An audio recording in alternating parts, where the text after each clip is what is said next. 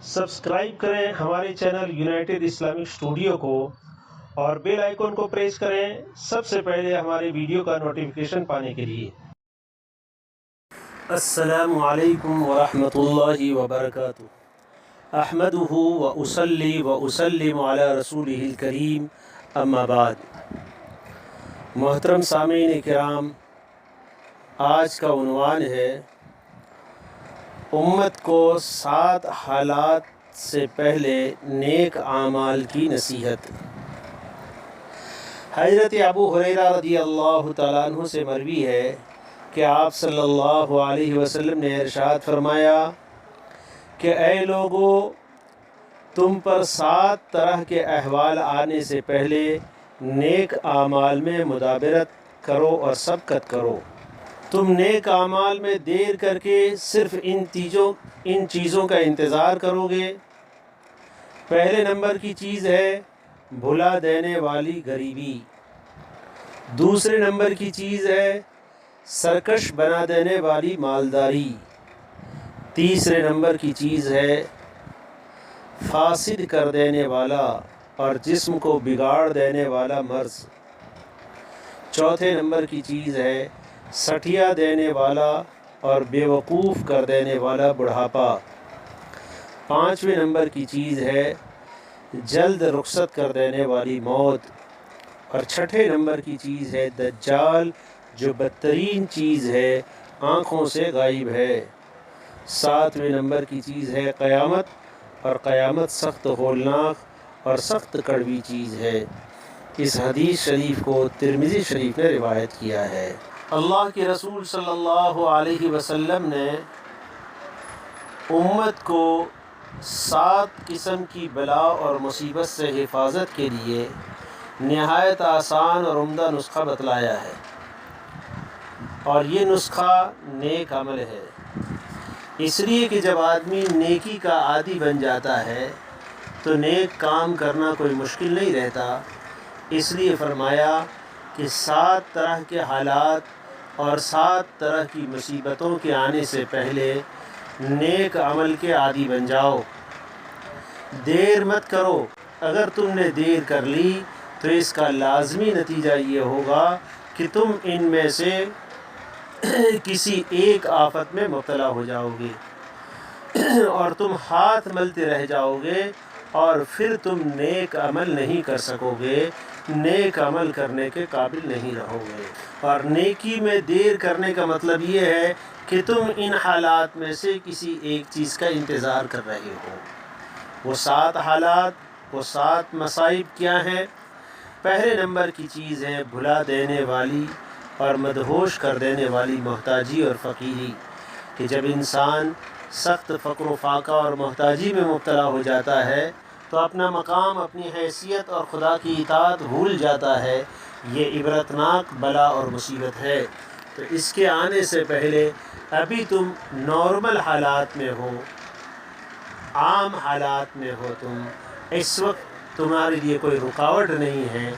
तुम्हें आमाल सालिहा की रग़बत करनी चाहिए, उसकी तरफ बढ़ चढ़ कर हिस्सा लेना चाहिए, और अपनी तबीयत को, अपने मिजाज को इसका आदी बना देना चाहिए। दूसरे नंबर की चीज़ है सरकश कर देने वाली और हद से आगे बढ़ा देने वाली अमीरी और मालदारी, कि जब आदमी के पास माल आ जाता है, दौलत आ जाती है, और इससे पहले उसने अगर अपने आप को नेकी का आदी नहीं बनाया और नेकों की सोहबत में नहीं बैठा, अब माल आने के बाद और दौलत आने के बाद तो फिर ये माल इसके लिए नेकी और खैर के कामों से रुकावट बन जाता है, बल्कि ये सरकशी और गुमराही और तुग़यानी में मुब्तला कर देता है।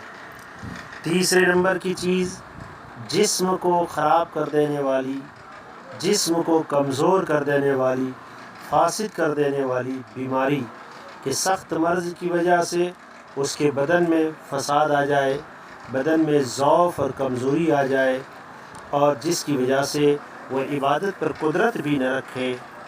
तो इससे पहले अगर अपने आप को इबादत का आदी बना देता है, और जब कोई आदमी इबादत का आदी है اور عبادت کا عادی بننے کے بعد اگر اس پر ضعف آ گیا، کمزوری آ گئی جسم میں، اور اس ضعف اور کمزوری کی وجہ سے اب اگر اتنی کثرت سے عبادت نہیں کر پاتا یا اتنی کثرت سے نیکی نہیں کر پاتا جو صحت اور تندرستی کے زمانے میں اس نے کی تھی، تو یہ ضعف جب اس کے لیے رکاوٹ ہوگی تو اس ضعف کی وجہ سے نیکی نہ کرنے پر بھی اللہ تعالیٰ اس نے تندرستی کے زمانے میں جو اعمال کیے تھے اس اعمال کا اجر اور اس کا بدلہ اللہ تعالیٰ اسے ان حالات میں بھی دیتے رہیں گے۔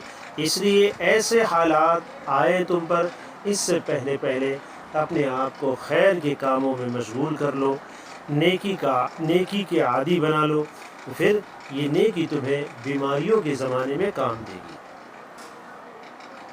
چوتھے نمبر کی چیز ہے سٹھیا دینے والا اور مخبوط الحواس اور بیوقوف مشہور کر دینے والا بڑھاپا، کہ جب آدمی نہایت بہت ہی زیادہ بڑھا ہو جاتا ہے اور جسے کہتے ہیں بوڑھا کھوسٹ جب ہو جاتا ہے، جسم میں طاقت نہیں رہتی، قدرت نہیں رہتی، کھڑے ہونے کی ہمت نہیں ہے، چلنے کی ہمت نہیں ہے، بغیر سہارے کے آدمی چل نہیں سکتا، مسجد تک جا نہیں سکتا، نماز میں قیام نہیں کر سکتا، رکوع صحیح طریقے سے نہیں کر سکتا، سجدہ کرنا مشکل ہوتا ہے، اس کے لیے اٹھنا بیٹھنا پاؤں کی حرکتیں یہ اس کے لیے دشوار اور مشکل ہو جاتی ہے۔ اب ایسے زمانے میں وہ عبادت پر قدرت نہیں رکھتا، اس لیے اس سے پہلے اگر وہ اپنے آپ کو اس کا عادی بنا لیتا ہے، عبادات کا، نیکی کا، خیر کے کاموں کا، اور بعد میں ان کمزوریوں کی وجہ سے کبھی وہ نہیں بھی کر پایا، تو اللہ تعالیٰ اسے اس زمانے میں تندرستی کے زمانے میں جو خیر کے کام اور نیکیوں میں وہ مشغول رہا تھا، ان نیکیوں کا اور ان خیر کے کاموں کا اجر و ثواب اس زمانے میں بھی اللہ تعالیٰ اس کو دیتے ہیں۔ اس لیے وہ وقت آنے سے پہلے اس زمانے کو غنیمت سمجھ کر اپنے آپ کو عبادات میں اور خیر کے کاموں کا عادی بنا لینا چاہیے۔ پانچویں نمبر کی چیز ہے جلدی رخصت کر دینے والی موت، کہ موت اچانک آ جائے گی، کب آ جائے گی اس کا کوئی علم نہیں ہے، تو وہ آ جائے اس سے پہلے اپنے آپ کو نیکی کا، خیر کے کاموں کا، اعمال صالحہ کا عادی بنا لو۔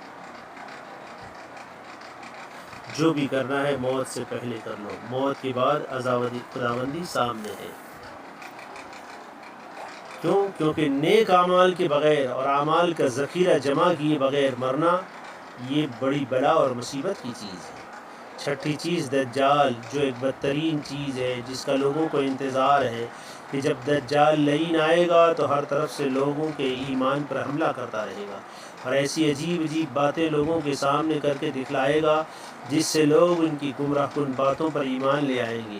یہ لوگوں کے لیے سخت آزمائش اور سخت ترین بلا ہے۔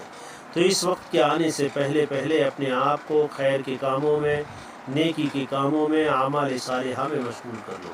اور ساتویں چیز ہے قیامت، جو بہت سخت ہولناک اور بہت کڑوی، کہ قیامت کے آنے کے بعد تمام انسان ہلاک ہو جائیں گے، اس کے بعد آدمی کچھ نہیں کر سکتا۔ اس لیے قیامت کی مصیبت کے آنے سے پہلے جو کچھ کرنا ہے کر لیجئے۔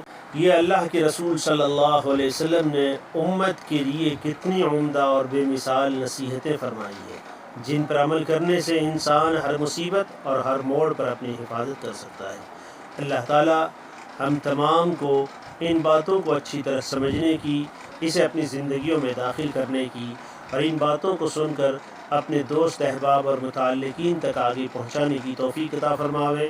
وآخر دعوانا ان الحمد للہ رب العالمین۔